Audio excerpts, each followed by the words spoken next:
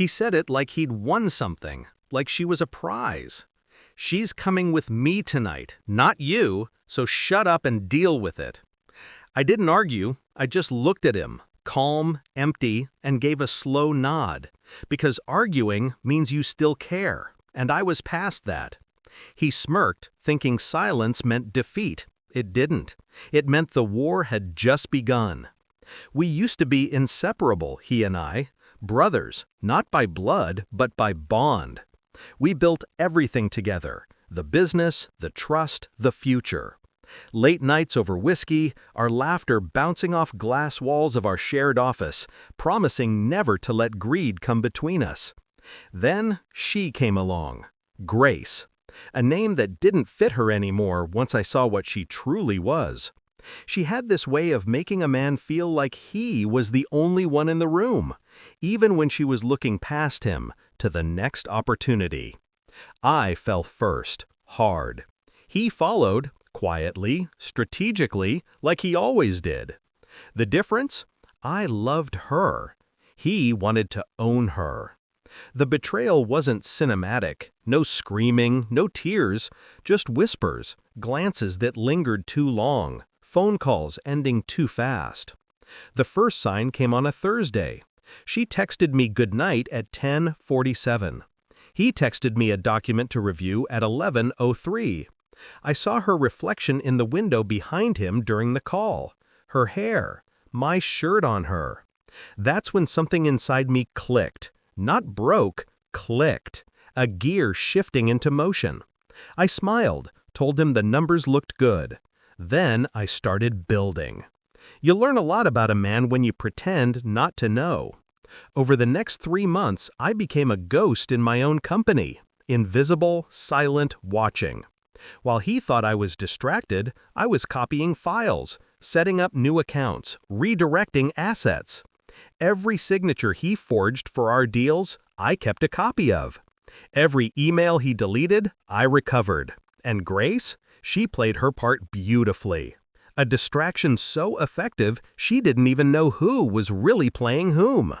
I even let them think I was broken, stopped showing up at meetings, stopped fighting. Let him take the clients, let her comfort him, let them feel safe.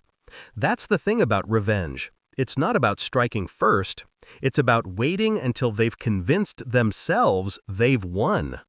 When he told me she was going with him that night, I didn't flinch. I didn't need to, because I already knew where she really was going to wake up the next morning.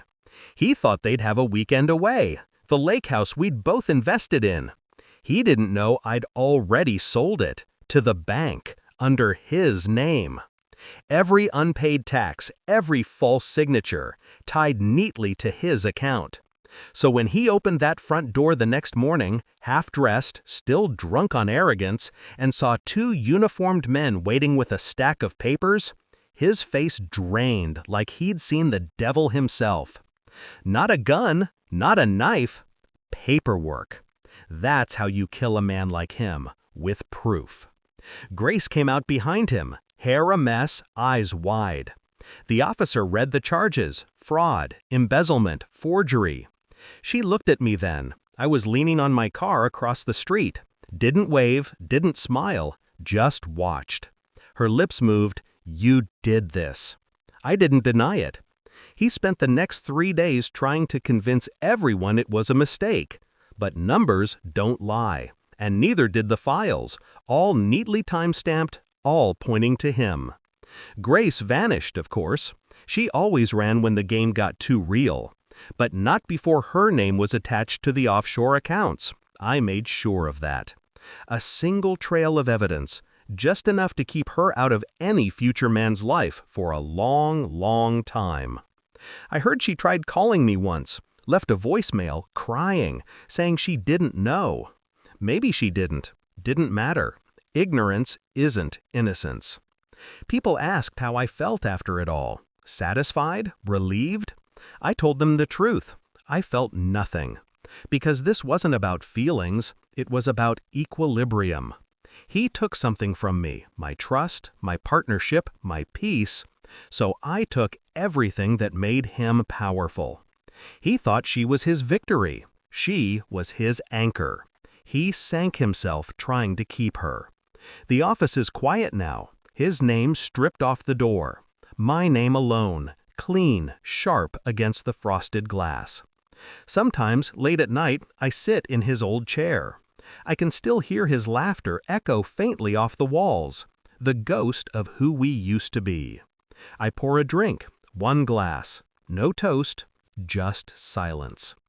And when I close my eyes, I see that morning again, his pale face at the door, her standing behind him, realizing too late that I never raised my voice, never shouted, never threatened. I simply waited.